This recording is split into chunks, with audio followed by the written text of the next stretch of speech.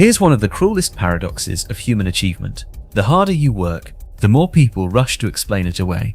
He got lucky, he's just naturally gifted, some people are just born with it. Welcome back to Unfiltered Stories. Today we're talking about one of the greatest athletes to ever walk this earth. The world looks at him now and sees effortless brilliance. The silky dribbles, the 7 Ballon d'Or trophies, the World Cup finally raised above his head. And almost instantly, people reach for the same word, genius. But calling him a genius might actually be one of the greatest injustices you could do to him, because that word quietly buries the truth. It hides the years of pain, sacrifice, and relentless grind that built everything the world now calls natural talent. His journey didn't start on a perfectly manicured pitch. It started with a medical diagnosis at age 11. Doctors told him his body wasn't growing the way it should. He was small, noticeably smaller than every kid around him. While other boys his age were playing freely, he was enduring a grueling treatment regimen, year after year. Think about what that feels like. You carry a dream so enormous it keeps you up at night, and your own body tells you, no. Nobody expected him to go professional.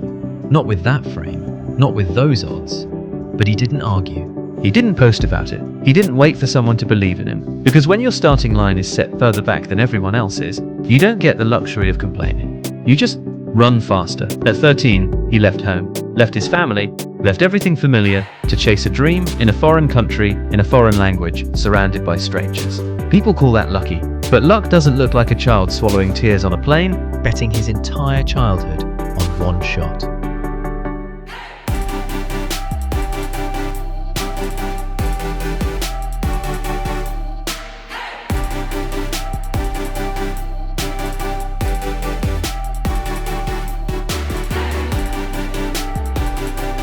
And then came the hardest years. 3 consecutive finals, 3 consecutive losses. Each time the whole world watched. Each time he walked off the field while others celebrated. The criticism was brutal. He can't lead. He disappears in big moments. He's great for his club, but not for his country. The weight of an entire nation's expectations pressed down on him until the breaking point came. He stood at a microphone, tears in his eyes, and said goodbye to his national team. He was done, and the world moved on. But here's what nobody tells you. The greatest distance in life isn't from the starting line to the finish line. It's from the moment you fall, right in front of the finish line, to finding the courage to stand back up. Quietly, without fanfare, he came back. He didn't make speeches. He didn't demand recognition. He simply returned to the work, reshaped himself, and let results do the talking.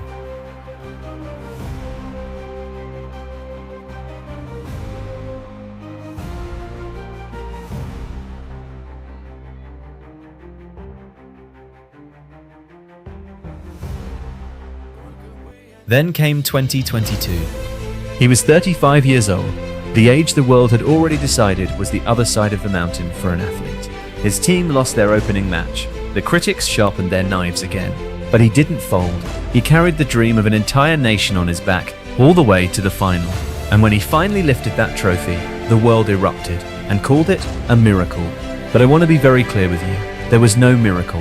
What you witnessed was the compounded return on decades of sacrifice. Thousands of hours of work the cameras never caught. Countless moments of doubt that never made the highlight reel. The world calls it a miracle because that's easier than admitting they underestimated him every single step of the way.